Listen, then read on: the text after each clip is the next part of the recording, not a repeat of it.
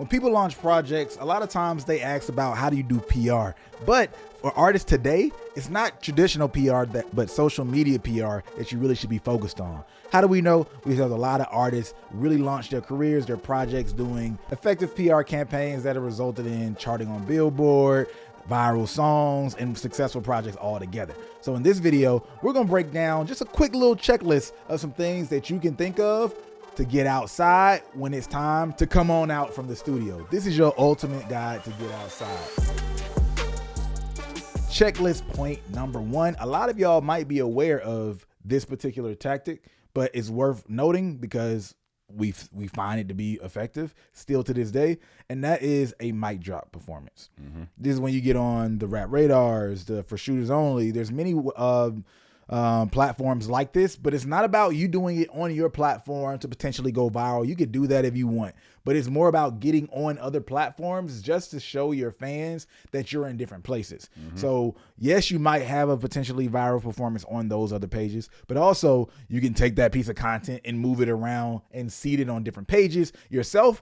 Aside from that platform, you can post it on your own page, but this is just showing your fan base that you are really legitimately like moving outside, just not creating, reels. Even though your reels, it's funny enough to think about it this way. Today, you might create reels that are literally outside, outdoors, in different places, but it's a different thing when they start to see you pop up on different platforms, right? It feels like you're really moving and doing something seriously. So that's point number one. Get on performance pages. Whatever that might look like, there's different types of performance pages. It doesn't have to be a mic drop. That could be a page that does live bands and all the artists come through with a live band. There's so many different types of performances that people do, but just a platform that allows performances. Colors is another good example while I'm thinking about it. Now the next is interview pages, but there's two versions of this, right? So you have pages that typically do interviews that everybody watches already, but then we have number three, the niche style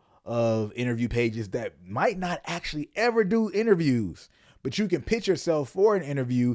Oftentimes, these platforms, they'll allow you to do it for free or for the low because they don't really do interviews like that and people don't think about it. Here's an example. If your fan base likes NBA, likes basketball like that, you might ask one of the NBA meme pages, hey, can I do an interview on your page? Right? Or if you see like a music blogger or something like that and they have content, but they really don't do interviews like that. They're not used. That means other people aren't used to asking them for interviews. Everybody goes to the platforms that show themselves doing interviews. So you go reach out to this platform, this beauty page, this real estate page, if you somehow it matches your hustle, this organization page, if you have mental health, right, as a part of the theme for your music. There's all these pages that are either thematic, right, based on the content of your project, or it's a niche page that has something to do with your audience that you can hit up just for an interview. And a lot of times you'll be surprised. They'll be like, yeah, I'll do IG live for you. I'll do a TikTok live with you. And you're getting views that you never would have gotten. You're showing yourself on another platform. Yeah, 100% agree. And it's, to your point about the cost of it, a lot of these accounts, even when they do it, they don't do it as frequent as the music platforms may do, right? So someone like a Breakfast Club, or let's say a Dirty Glove Bastard, like those kind of bigger, or a Vlad or something, those bigger interview platforms, there's no shortage of artists reaching out to them. Probably hundreds of artists a day reach out to someone like a Vlad trying to get on right. But that, to your point, that relationship meme account that maybe does do interviews, you know what I'm saying, probably still isn't getting hit up nearly to the same volume as the music accounts are. And even if they are, you probably still stand out because it's probably still not a lot of music artists reaching out to them. And like these are the spaces that music artists overlook trying to attack the same platforms. Exactly. And another hack around this. So we talk about collabs. That's the fourth one. Like, you're showing yourself by doing a literal collab on an influencer's page. So you're showing yourself in that video and people don't expect to see you. Now you're getting your face out there again. Remember that breaking yourself, especially a part of PR movements, aren't just about getting your music out there. It's more about getting your image out there as a whole. So just people seeing you, learning more about you, or seeing you at different places starts to create more credibility. However, outside of that, number 4, again, doing collab posts, if we integrate that same idea with interviews, I might reach out to an influencer that I know my audience likes and ask them to do an IG live with me, interview me, or just have a quick convo. And it's a lot easier to get them to say yes to that than it is to get them to be in your music video, right? Or make content. You think about the price of the flight and things like that. So you might end up coming off of $2,000, and that's being kind to get the people in the video, to travel to the location, your hotel, your Uber, all these things.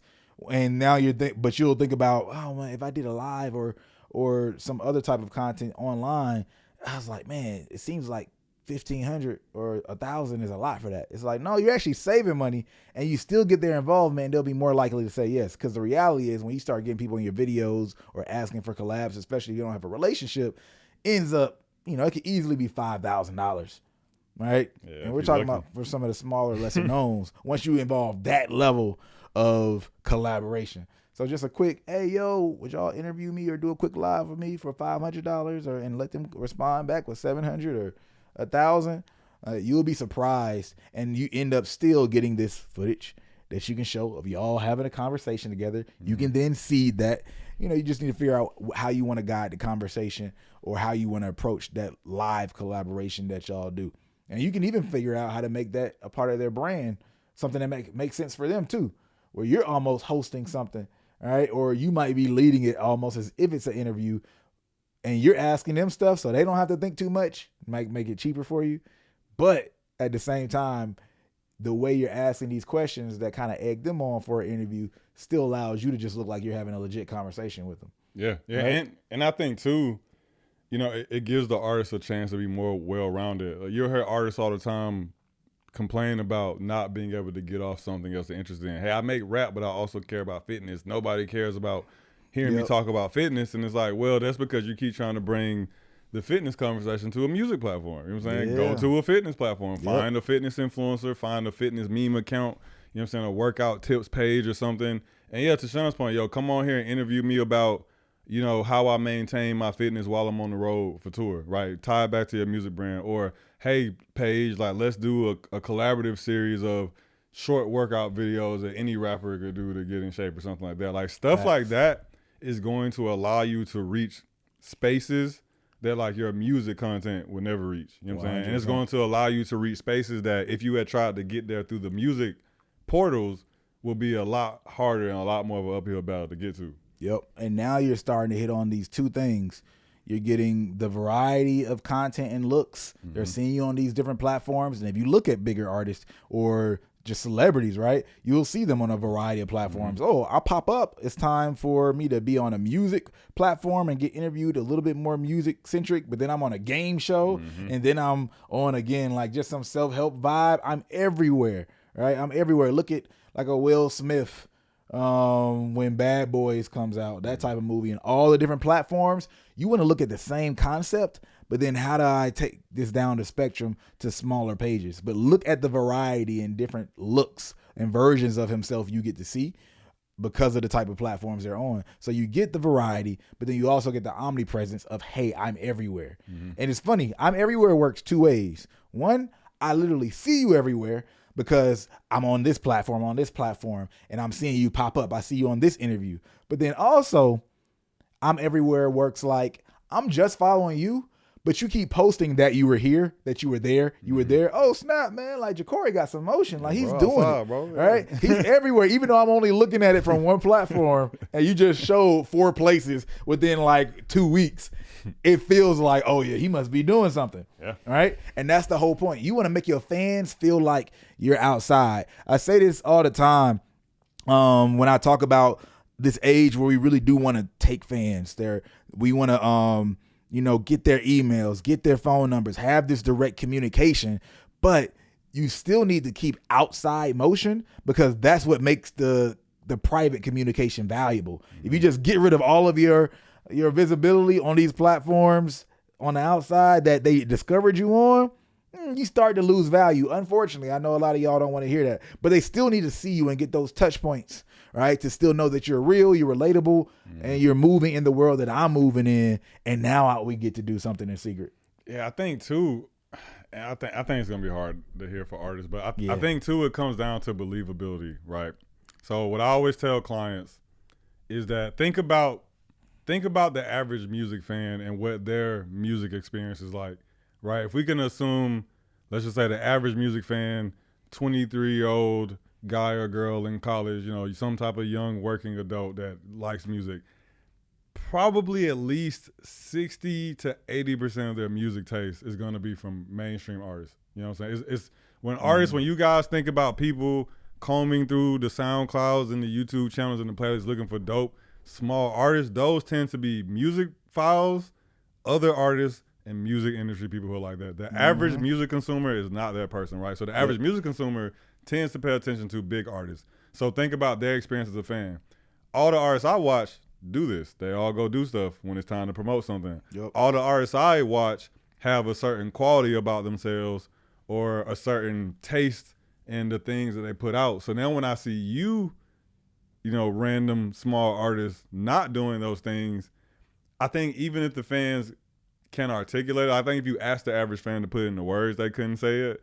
But I think there's a part of their brand that goes like, I don't believe you because you don't look like the other artists that I look like. And artists tend to misconstrue that as like, oh, it doesn't look like I have money. And it's not the case at all. It's, hey, you don't seem to be taking this as seriously as the artists I love because the artists I love, I always see them niggas working, bro. Like they always posted up somewhere or going to do something. And, you know, like the fan doesn't expect, you know, Lil Johnny from the block to be moving at the same pace as like a Travis Scott.